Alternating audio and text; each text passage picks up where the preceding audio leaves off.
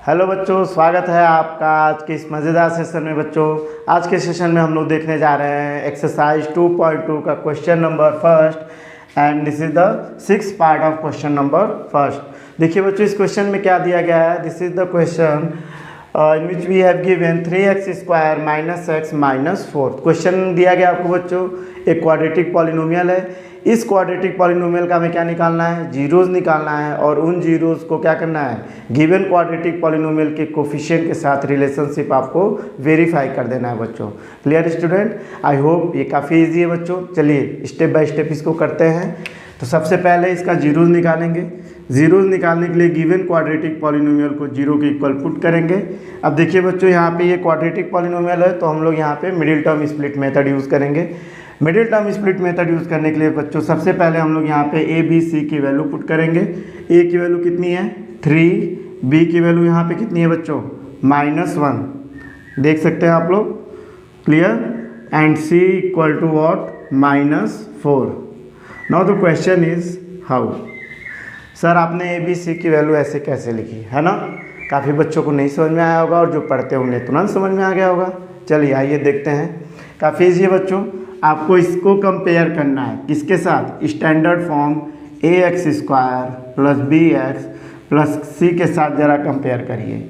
देखिए यहाँ पे x² का कोफिशिएंट क्या है, a है। यहाँ पे x का कोफिशिएंट क्या है, b है। और कांस्टेंट टर्म कितना है, c है बच्चों। In the same way given quadratic polynomial में भी आपको क्या करना होता है, कंपेयर करना होता है। कंपेयर करना मीन्स आपको बताना है कि x² का कोफिशिएंट क्या है, 3 है, तो a की वैल्यू 3 हो गई।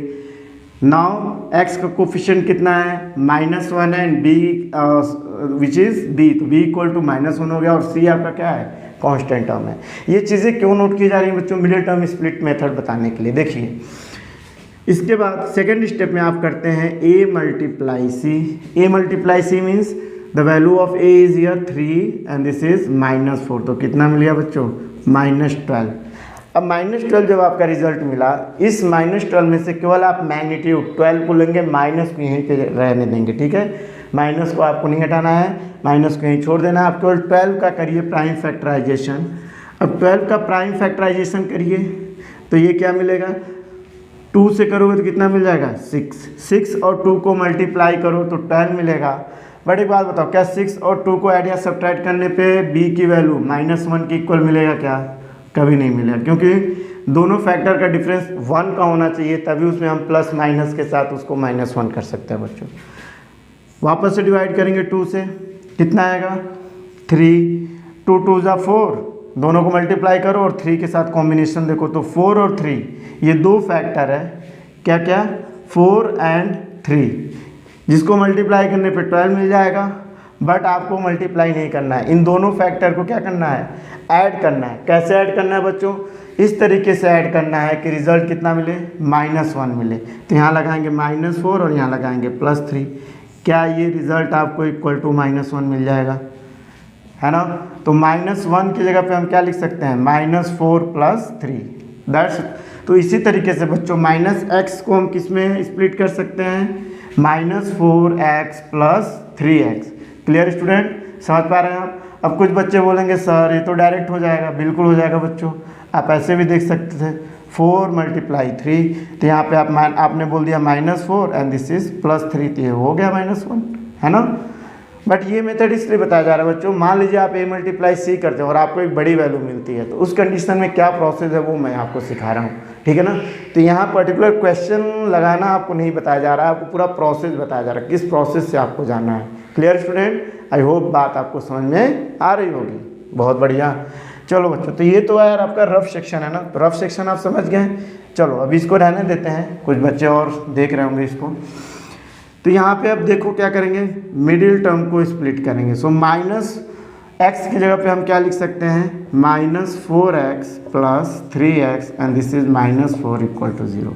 अब दो की पेयरिंग कर लेंगे बच्चों, ग्रुपिंग मेथड जो क्लास 8 में आपने पढ़ा है। यहाँ से हम ग्रुपिंग करेंगे तो क्या मिल जाएगा, कॉमन x मिलेगा इन दोनों में, और क्या बच जाएगा 3x - 4। यहाँ पे क्या कॉमन मिलेगा, +1 कॉमन मिलेगा, और ब्रैकेट में क्या बचेगा 3x - 4 = 0। इन दोनों टर्म में देखिए क्या कॉमन है बच्चों, सो वी गेट 3x - 4 एंड यहाँ पे मिल जाएगा x प्लस 1 इक्वल टू 0। बारी बारी दोनों को 0 के इक्वल पुट करेंगे, सो 3x माइनस 4 इक्वल टू 0 और x plus 1 equal to 0। So here we get 3x minus 4 को ट्रांसफर कर लेंगे 4, सो x इक्वल टू 4/3 और यहाँ क्या मिल जाएगा x इक्वल टू -1। इस तरह से इस क्वाड्रेटिक पॉलिनोमियल के दोनों जीरोज हमें मिल गए बच्चों, alpha and beta, which is 4/3 and -1। अब इस रफ सेक्शन को हम लोग इरेज करेंगे। This is the rough section, ये आपके बोर्ड कॉपी में नहीं जानी चाहिए बच्चों, ये आपका रफ पार्ट है मिडिल टर्म स्प्लिट करने के लिए। Clear student?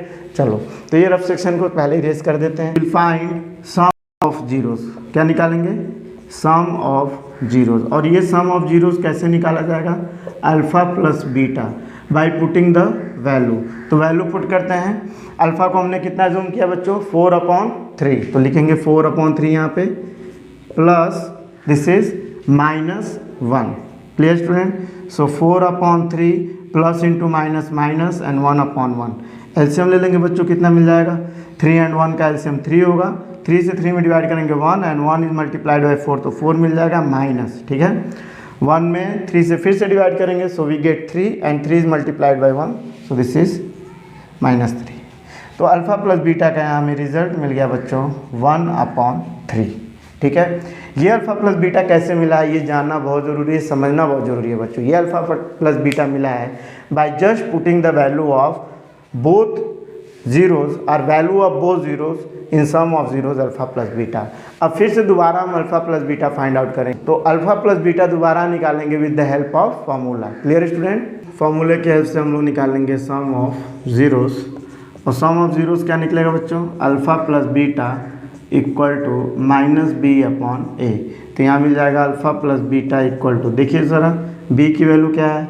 -1, so this is minus फार्मूले वाला, एंड b की वैल्यू रखेंगे -1 और अपॉन a की वैल्यू कितना है? 3। So we get alpha plus beta equal to -1 plus 1/3।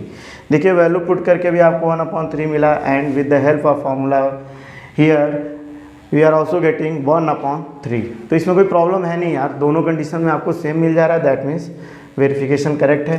But आपको प्रोडक्ट ऑफ जीरो से भी वेरीफाई कर लेना है बच्चों, है ना? प्रोडक्ट ऑफ जीरो से भी आप एक बार वेरीफाई कर लीजिए। तो अल्फ़ा इंटू बीटा, पहले स्टेट वैल्यू पुट करके देखेंगे। अल्फ़ा की वैल्यू 4/3 है, मल्टीप्लाई -1, बीटा रख देंगे -1, so we get -4/3। Now second time हम फार्मूले की हेल्प से करेंगे बच्चों प्रोडक्ट ऑफ जीरोस। कॉन्सेप्ट आप समझ पा रहे हैं? आई होप आपको समझ में आ रहा होगा, है ना?